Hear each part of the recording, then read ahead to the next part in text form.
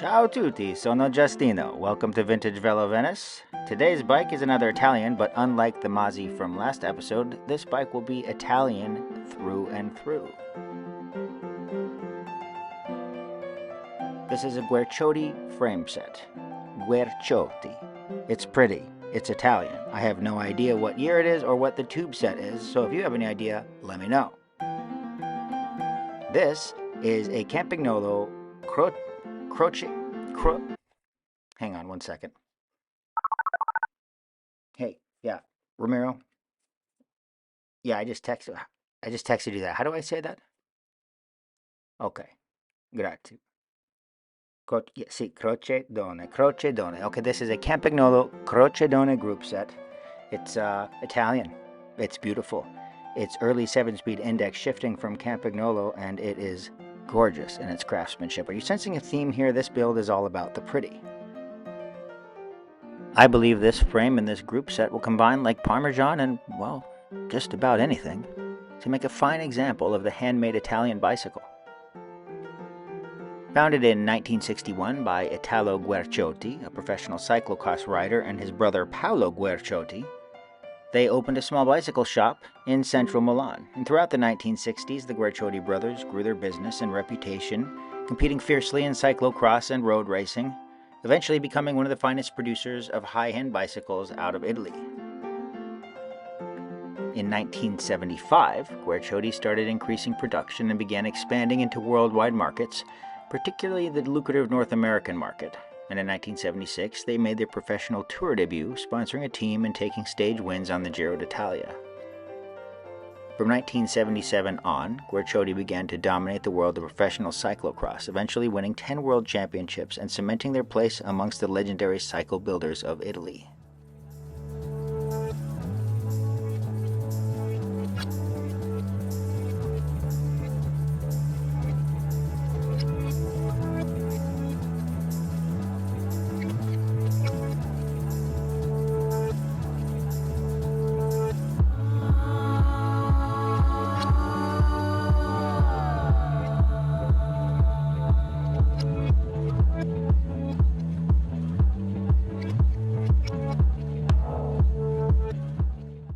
Moving on to the Campagnolo group set.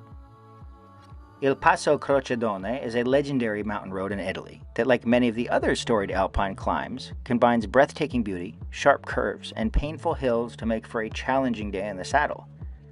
But unlike those other storied climbs, legend has it that a certain Tullio Campagnolo, suffering over Croce Done with stiff, frozen hands, cried, "Bisogno cambia qualcosa di drio," something must change in the rear.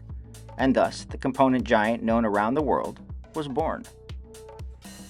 The group set was introduced in the mid to late 80s and survived until 1991. It was second from the top in Campi's lineup, and it was one of their first groups to really focus on index shifting.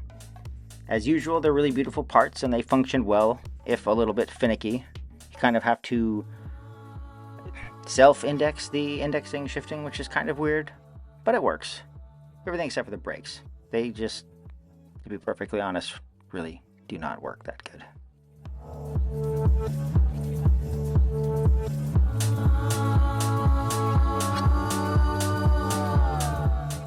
Well, we just barely scratched the surface when it comes to the history of these two incredible companies, but I hope you learned something today. I certainly did. Join me while I finish up building this amazing bike. We'll take it out for a ride, see what it looks like out in the sunlight. So, until a little bit later, sit back, relax, and enjoy the show.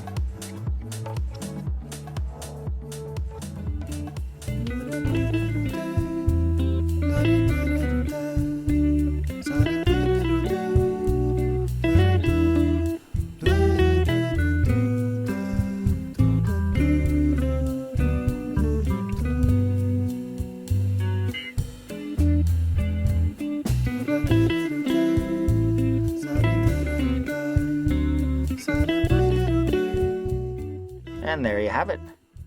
This bike was a pleasure to build.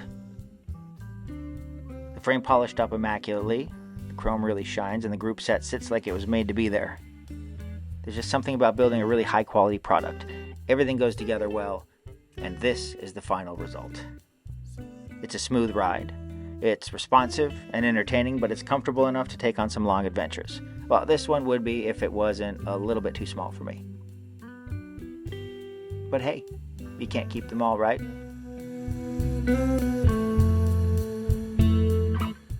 If you want this bike, or you need parts or help building the vintage bike of your dreams, check us out on vintagevelovenice.com and on Instagram and Facebook. Until next time, stay safe out there.